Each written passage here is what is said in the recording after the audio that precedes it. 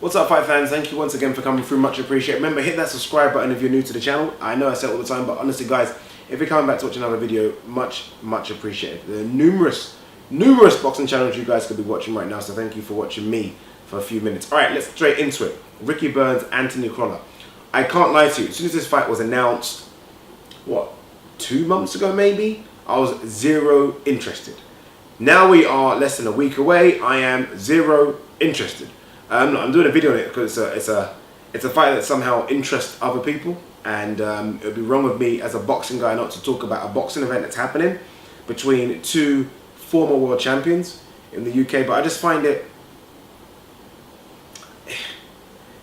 it's a fight that probably could have and should have been made 2-3 years ago.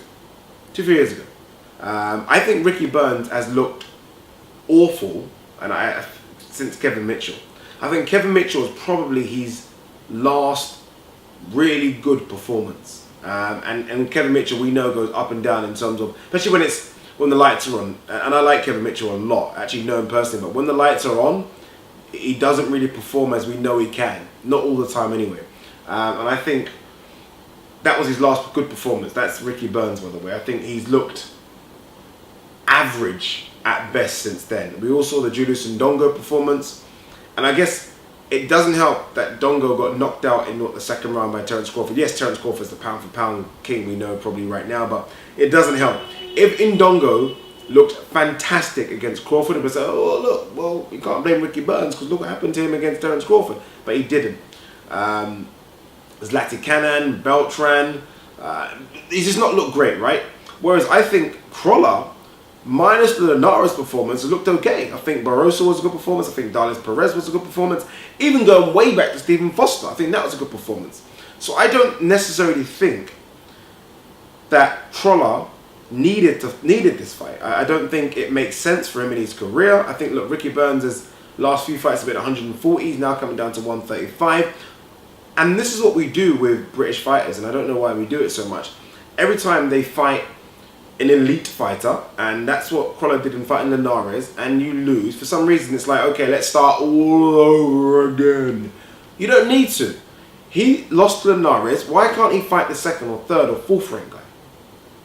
I don't understand the need for him to fight Ricky Burns. I mean, look, we know there's issues with Frank Warren and Eddie Hearn, we all know that, but why can't he fight Flanagan?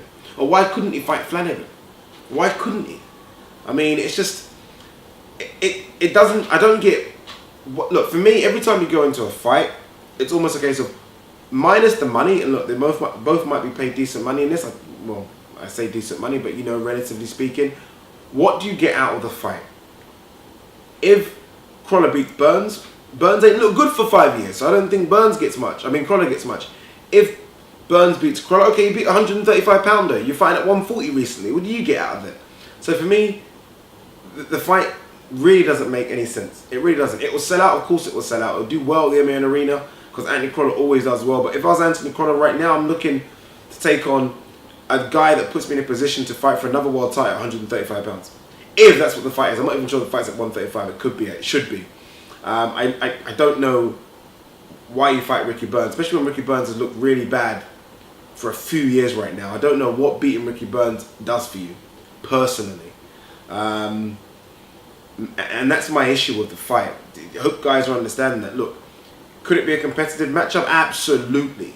But again, for Crolla, you just got beat by Linares twice. The first fight against Linares was very good. The second fight, not so good.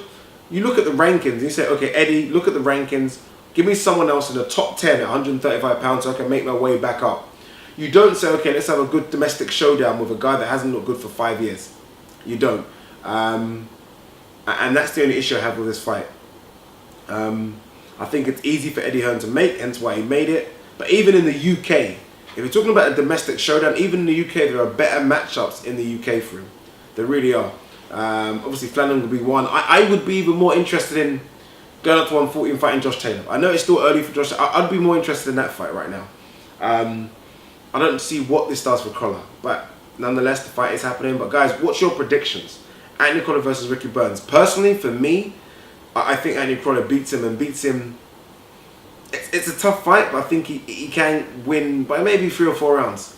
But Burns being the naturally bigger guy, the guy that's fought arguably the better opposition over the last 5 years, he might look at someone like Crolla and think, you're not Indongo, you're not Terence Crawford, you're not Beltran, you're not Zlatan Cannon. He might look at it and think, you're not those guys. And those guys cause me trouble, but you're not those and I probably potentially can beat you. So we'll see. It's an interesting fight.